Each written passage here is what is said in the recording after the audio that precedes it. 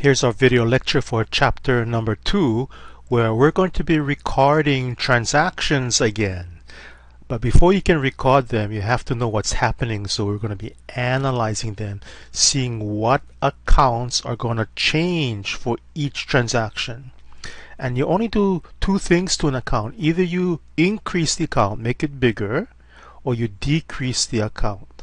Okay, so adding or subtracting. But we're going to learn a different technique instead of plus or minus here in chapter number 2 to increase and decrease.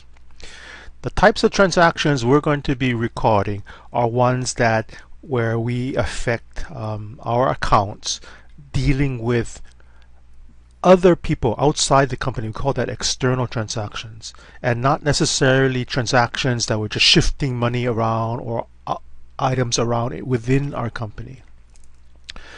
So before we analyze transactions, the main thing we look at is something called source documents. These are like all the paperwork that's being generated whenever there's a transaction. So as typical consumers, basically the document we see when we deal with a business is a sales receipt. Or if we deal with a bank, maybe it's a check or an image of a check or a deposit ticket, deposit slip. All these pieces of paper represent something that happened, a transaction. And we find out in chapter 1, had found out that there's at least 2 accounts that have to change.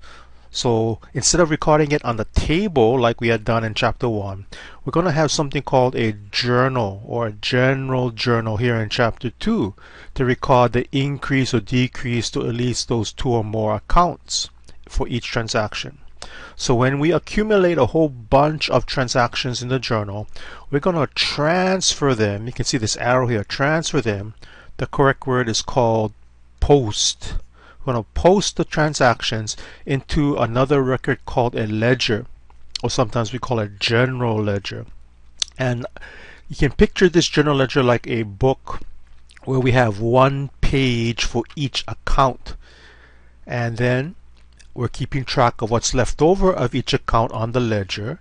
And the balances or the leftover is then transferred, or sometimes maybe the professional term is called pool. We pool a trial balance, all the balances, and list them down on a new document we haven't seen yet called a trial balance. Now this is not the same thing as financial statements we learned in chapter 1 and continuing here in chapter 2. This is another document, a very important tool used by accountants. So here's examples of source documents. So as an employee, you see your paycheck and pay stub, but there's more record keeping involved on the employer side, here called employee's earnings record. So based upon that employee's earnings record, the employer, the business, knows what to journalize, what to record for that transaction. And whenever we spend money for the business, probably it's by check, that's a source document you can take a look at. We know the money is going down, decreasing, but then something else again has to change, right? At least 2 accounts have to change for every check, for every transaction. So here's bills we're getting from suppliers or vendors. Now whenever you receive a bill, you gotta record it right away and don't wait until you spend the money. So that could be 2 separate transactions dealing with that supplier, getting the bill and paying off the bill. Now this is another source document that may or may not generate a transaction. When you place an order to the supplier, that's nothing that should be affecting your accounts because the purchase is not complete. Only when you get that purchase and get the bill, then you will record the bill. Not necessarily at the time you place the order. Now you do need to keep track of what you ordered to make sure that it's ordered and you don't double order things. Same thing when you have a order received by a customer, here called a sales ticket. Maybe it shouldn't be recorded right away, but when you actually make the sale, ship out the merchandise, deliver the merchandise, then you would have something called a sales bill, or the more commonly called sales invoice. This has to be recorded. And even though you haven't received the money yet, haven't received the payment, Well, you still have to record it when we earned it. Remember that accounts receivable we saw back in chapter 1? So all these pieces of paper are source documents, and when you see them, you should analyze what to increase or decrease, the 2 or more accounts that have to change. And what's changing again are accounts. And again, there's only 2 things we do with the accounts. Either you make it bigger, increase, and we use plus or add in chapter 1, or decrease, minus or subtract in chapter 1 again. But we're going to learn something called debit and credit here in chapter 2. And to use debits and credits, you have to identify whether the account is an asset type, something we own, or a liability type, something we owe, or an equity type, dealing with the owner's interests, revenue we earn, or expense we incur. Okay, whenever we say accounts, there's only 5 types, and that's these right here. And when you group all the accounts together, we call that a general ledger, or just ledger. So whenever we say, oh, take a look at the books of the company, basically we're talking about this big book called general ledger. So here's our accounting equation that we learned back in chapter 1. Everything we own, assets, should equal everything we owe, liabilities, plus the owner's interest in the company, okay, equity.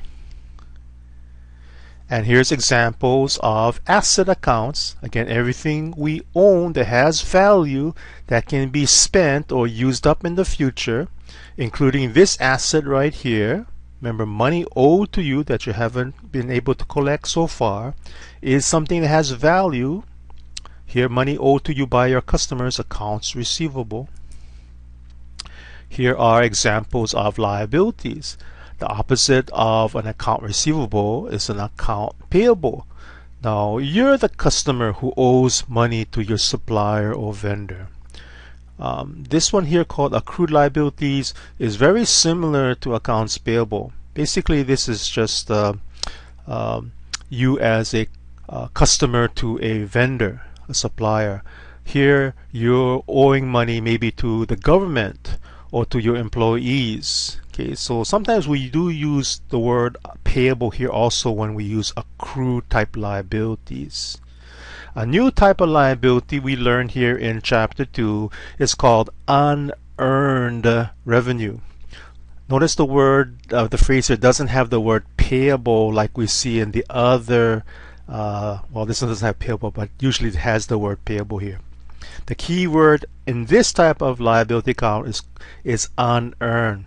So an example of unearned revenue is when you receive maybe an amount in advance before you provide the goods or services to your customer, like a rental deposit or a down payment you receive and the customer hasn't finished paying off the bill or hasn't completed the purchase yet. Maybe the tuition you paid, remember you had to pay it up front. Well, taking the viewpoint of the school, they haven't earned it yet because they haven't provided the full semester worth of classes for you. And as each month progresses by, they earn 1 month's worth of that tuition. Okay? But until it's all earned, they owe you, I guess, learning services, right? Or teaching services. Okay, whenever you see the word unearned or the word payable, you know you're dealing with a liability type of account. And then we have our equity account. Remember, assets equal liabilities plus equity. So here is the money put in, the initial investment by the owners, our shareholders. And here's all the profits from previous months or years. And the revenue for the current month or year, and minus the expenses, is the profit or the net income for the current period. Here's again is the profit from the previous periods. So eventually this current profit will be merged into the retained earnings. And if the owners, the shareholders, want to take out money, that's going to be sent to them or distributed to them as dividends. So here's our accounting equation again, and focusing on the equity accounts we just saw, all of those four combined together is equal to the equity. When I say combine, it doesn't necessarily mean to add. Well, here we do add the initial investment, common stock. We do add the revenue. But these two here, dividends and expenses, are subtracted, reducing the equity. So if you were to rewrite this whole equation, assets are equal to liabilities plus common stock minus the dividend plus the revenue, and you minus out the expenses.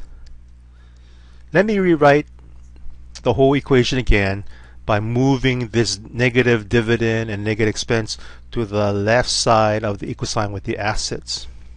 So assets are equal to dividends plus expenses equal to liabilities plus common stock plus revenue. Okay, so we have three items here equal to three items here. So again, assets are things we own, and the opposite of assets are things we owe, liabilities, on the opposite side of the equal sign. Dividends is money being paid back to the owners, the shareholders, and the opposite of that is a contribution by the owner into the business, the common stock. Opposite of costs we incur running our business, expenses, the opposite is revenue the company earns. So you can see opposites are on the opposite side of this equal sign. Even though I said there's 5 types of accounts, assets, liabilities, these two here are considered to be equity type, yeah, and then revenue and expense type. 5 types of accounts: asset, liability, equity, revenue, and expense. So for each account, we're going to have a ledger type account. So let me see if I can draw it here like a book. So the first page of the book would have our cash account, and then the second page of our book we would have the accounts receivable account, another page for the next asset, another page for the next asset, another page for a liability account like accounts payable. Okay, again, this whole book put together would be the general ledger. And here's examples of numbering your accounts: the account title, cash, and a number assigned to that account. Account title, accounts receivable, the number assigned to the account. Notice there's a gap here between the numbers. It's just in case we need another account in between here. We have space to insert another number, sequential number, and the account title. So it looks like all these assets, things we own, are numbered in the 100 series. And these two liabilities, including this unearned revenue account we just learned about here in Chapter 2, are in the 200 series. And then equity, common stock, retained earnings, dividends are equity type. And then revenue type, 400 series, and expense types. Expenses are probably the easiest accounts to identify because they end with the word expense here in the 600 series. So now when we deal with computers, it's very fast to enter transaction. We just enter the account number, and automatically it will insert the name or the title for us, and then we just enter the dollar amount. So everything can be entered probably through the numeric keypad on your computer keyboard. Much more efficient than actually typing out the names of the accounts.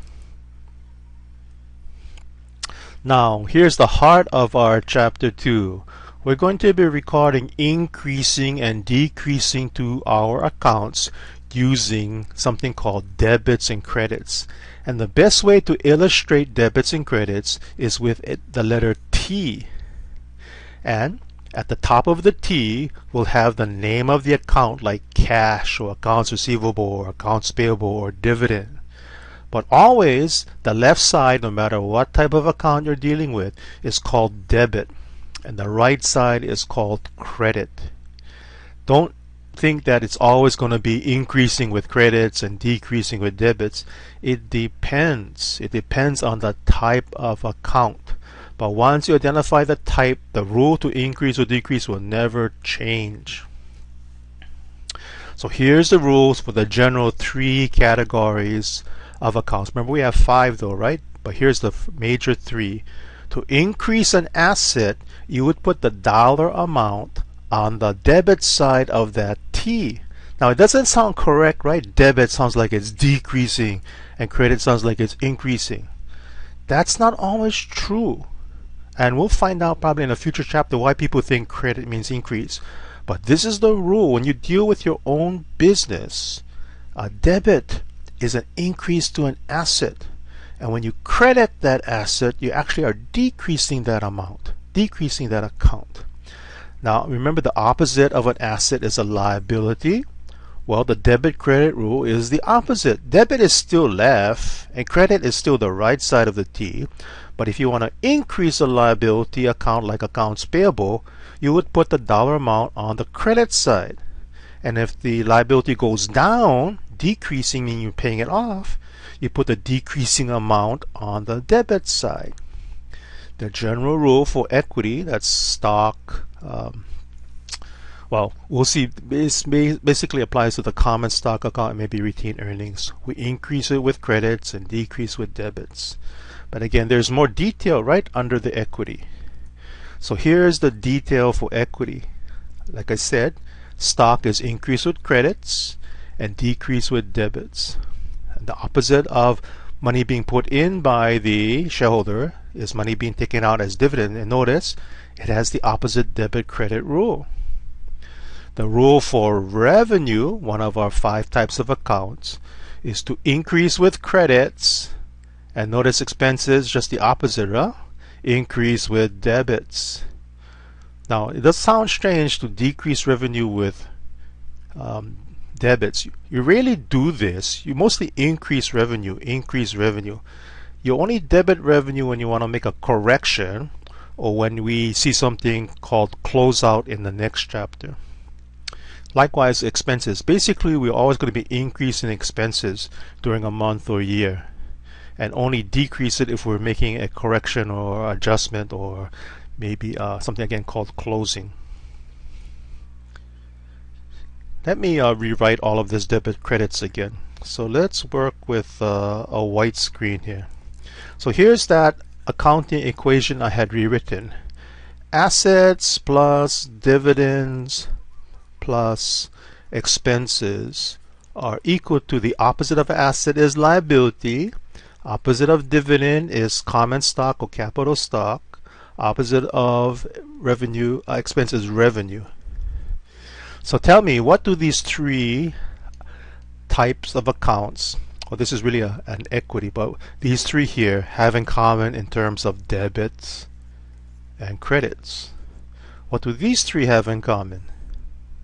Again, debit is always left and credit is always right. How do you increase these 3 types? Debits or credits? Opposite, right? Decrease, decrease. Here's your rule for increasing and decreasing accounts. So maybe when we start the next few chapters, every time we start a new chapter, why don't you rewrite this at the top of your note paper just to remind you how to increase or decrease accounts. Okay, so here is one T account for our cash. So every time we journalize a transaction dealing with cash, eventually that dollar amount, be it debit or credit to cash, has to be posted, has to be transferred into this account, this T account. Maybe the T account again is the ledger account. Okay, so here, debit side. Let's try that again. The debit side is left, the credit side is right. So tell me, when you put the dollar amount on this side, is cash increasing or decreasing? Well, cash is an asset. Assets, when you debit them, are increasing. Here we're putting in 30,000 by the owner, putting in 42,000 when we collect this revenue, putting in 19,000 when we collect on the accounts receivable. Here's money going out, cash going down, buying supplies, buying equipment, paying the rent, right? Everything is being paid off here, cash going out. So total cash coming in, total cash going out, and here is the leftover balance. Notice we put it on this debit side. The normal regular balance of any account is the same way you increase it. Now it would be very strange if you have a negative credit balance here. It's possible if you overdraw on your bank account, but the normal balance of any account is the same way you increase. So liabilities normally would have a credit balance. Revenue would have a credit balance. Expenses normally would have debit balances. Okay, that's normal balances. So again, we first look at our source documents and analyze which accounts are changing. Then we identify those accounts, whether increasing or decreasing. And based upon that rule we just learned, we're going to be either debiting or crediting an account.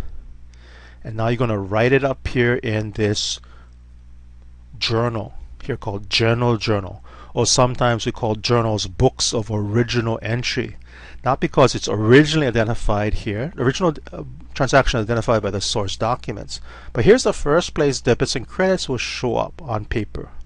You would write in the date of the transaction, whatever it's documented on that source document, and typically we write the name of the account being debited first, and then the dollar amount of the debit.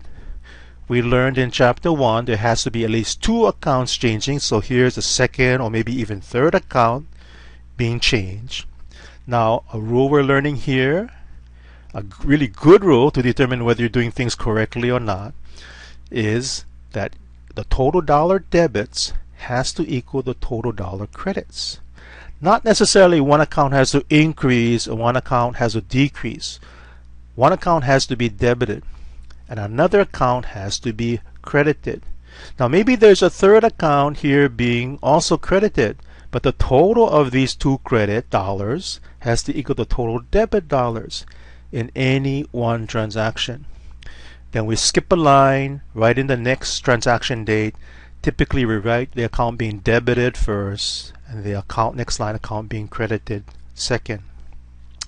So when we have a whole bunch of transactions here in our journal, maybe a page worth or a month's worth, then we transfer the amounts to the respective account in that. Remember that book I drew?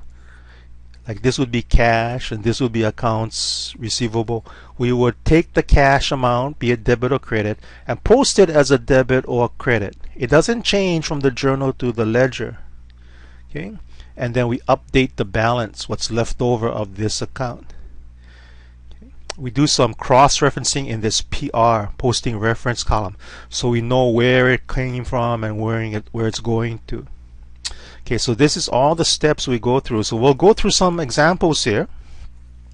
So here is a transaction, the first transaction journalized in the journal.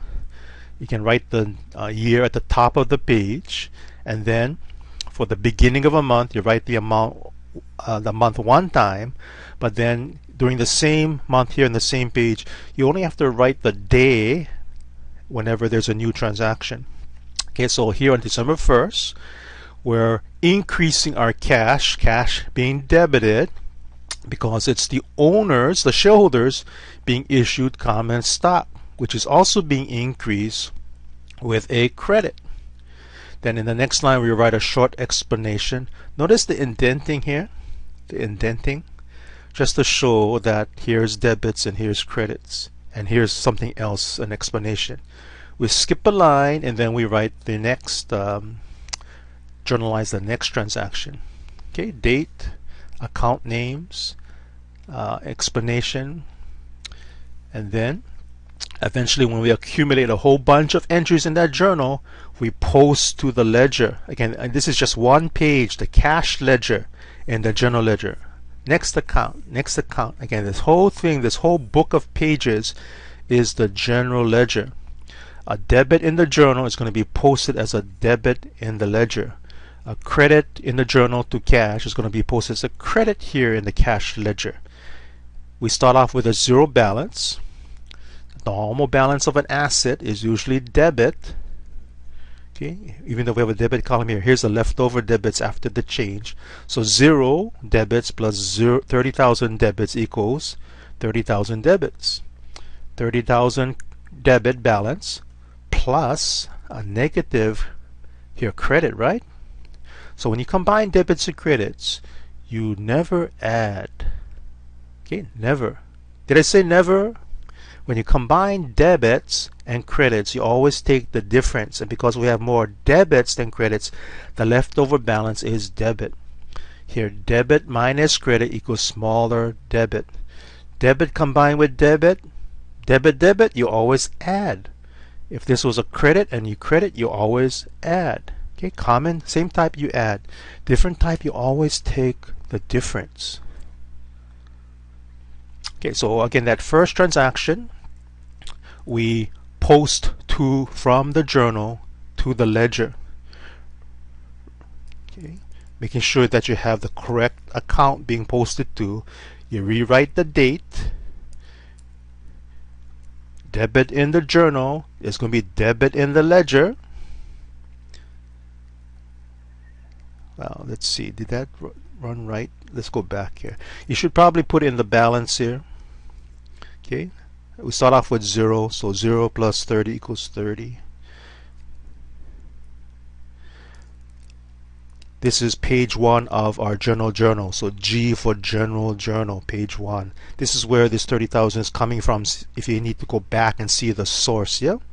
In fact, you probably should go back to the source document to see the backup information for this. Oh, I did put the balance there already, right? And then to show that this amount has been posted into the ledger, we take the account number. Remember that chart of accounts? It should be written here also in the ledger. We write the account number in the posting reference column.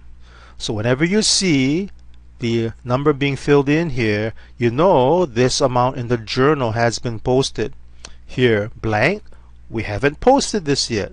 So this will prevent you from double posting or not posting at all, making sure that our account balances are updated. So again, the first transaction, and here's what you're thinking now, at least 2 accounts are changing, both are being increased. What is the type? The type, they'll determine whether you're going to be debiting or crediting when you journalize. Okay, asset type, increasing, you debit. Equity type, common stock, increasing, you credit. You know, if one account, if you identify the 2 accounts and you know one is debit, you know automatically the other one has to be a credit. The total dollar debits and the total dollar credits in any one transaction have to equal. If not, there's a mistake right there. Here is the posting now. Again, you would post probably only after accumulating a whole page worth, yeah? And then you post. But here you can see it's posted to the cash account. This is again the ledger. We're probably missing the 3rd column for balance and the dates. And here there's a credit. Okay, updating the 2 accounts. The second transactions, we buy supplies, paying. This means cash being credited, cash going down, 2,500. So you can see the negative here we learned back in chapter 1. But when we journalize, remember now here in chapter 2, we don't use plus or minus. We use debits and credits. Okay. And you would think, oh, the word debit means decrease. Not true. Not for assets. Just the opposite is true we learned for the rule for debit credit here in chapter 2. We're going to be crediting cash. That's reducing cash now, reducing asset. And the other thing that's changing is another asset. And it's getting bigger. Was 0, now it's 2,500. Increasing that asset by 2,500. Now tell me, just by looking at this journal entry, did we do the next step of posting it to the ledger? How can you tell? Remember this posting reference column? We only fill it in if you did the next step in posting.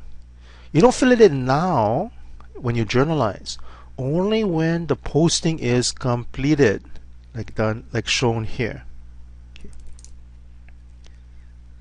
Next, we buy equipment paying cash credit 26. So just like before, we're exchanging asset. So tell me, cash debit or credit?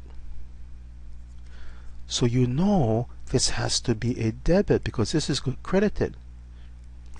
Okay, so this is just to double check whether things are probably accurate and reliable. The dollars, the two accounts, right? Two accounts, and the dollar amounts have to total debit and credit. Posting. So if you want to know how much cash you have left, you cannot just look at this journal entry. You have to look at the ledger account. So increasing debit decreases credit. You combine them. Remember, when you combine debits and credits, you take the difference, and the leftover should be a debit balance, a positive normal balance. We're buying supplies. You don't see the word pay here, but what you see is on credit or on account, meaning that you're going to pay off the bill later on. But you don't wait to record the transaction when you pay it off. You bought it right now. So supplies is going to increase. Plus, right? Asset debit. And liabilities, you owe the money, here called accounts payable. Increasing credit. Journalize. Post. Next transaction. We're going to collect cash.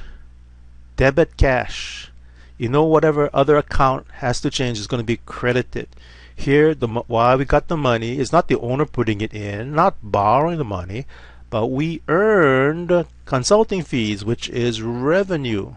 And the rule for revenue is to increase with credits. Debit cash, credit revenue. Post to the accounts. How much cash do we have? Add up all we collected minus what we spent. The balance, the remainder, should be a debit balance. So after accumulating all of the journalizing all the transactions and posting them to their respective ledger accounts, you'll get a balance in each one of those accounts. And you pull them out and you list all the debit balances in this left column and the credit balances in this right column. And pretty much the order of the accounts here is the same order you see them on the chart of accounts. The balance sheet accounts are listed first, some equity here, then revenue, and last are expenses. Now this is not a balance sheet. This is a new document we're learning here in chapter 2 called trial balance. So what does it tell me? Well, here's how much cash I have at the end of the month. Here's how much customers owe me, how much supplies I bought, how much insurance I bought, equipment I own. Here's how much I owe other vendors. Here's how much money I collected but haven't earned yet, unearned revenue. Investments by owners, dividends I paid out for the current period, revenue I earned for the current period. I have another revenue for rent I collected or earned and expenses I incurred. Now notice here at the bottom, matching totals. Total debit balances in my ledger. Total credit balances in my ledger. So what this trial balance is telling me is not just that the amounts I have at the end of this period in each one of my accounts, but it tells me my ledger, remember that book, it's balancing. Now definitely you have a mistake if you're not balancing here. Okay, so let's move on to the next step. Well, here it says, in case you don't balance, maybe what you should do first is to double check your math in that trial balance. Maybe if you added down and got a total, try adding it backwards and see if you get the same total. But you do know these two totals gotta be the same. The second thing to check is whether you have entered the amount correctly on the trial balance. Maybe you entered the wrong amount here. Maybe you put down $4,530. that flip-flopping of the digits is called a transposition error. Or maybe you left off the 0 and put 435. We call that a slide error, moving the decimal place to the wrong point. So you look for that type of mistake. Again, you go back to the ledger, that book, and look at the last balance and make sure it matches what you wrote here in the trial balance. Here it says the third step is to determine whether you have it in the correct column, the debit or the credit column. So definitely if you put the 4,350 in the credit column and this was left blank, the two totals would be off by double this amount. Let's see. You go back now here to the ledger and see if you grab the correct amount or you calculated the correct balance. Remember, we had debits and credits being combined, debits added together, credits being added together, and then you take the difference between the debits and credits to get the balance, and it should match the amount you have in your the trial balance. Then if you can't find a mistake in the ledger, then you got to go back to that journal and determine whether the journal lies transactions are correct with equal debits and credits.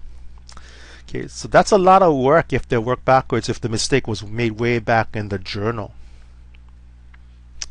So we have our trial balance, and now we can prepare those financial statements we learned about back in chapter 1.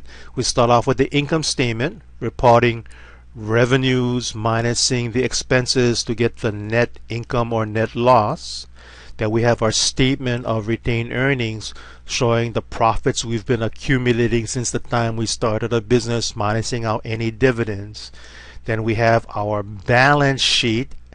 Basically, this is our accounting equation. And again, the statement that we're not going to look at until probably the last chapter, our cash flow statement. So here's our income statement, combining revenues, combining expenses, and taking the difference to get that hopefully net income and not a net loss. The second statement is the statement of retained earnings, where the net income is going to be reported again here as an increase to the retained earnings, minusing out the dividends to get the retained earnings at the end of the period. Now, we haven't adjusted the retained earnings account in our ledger.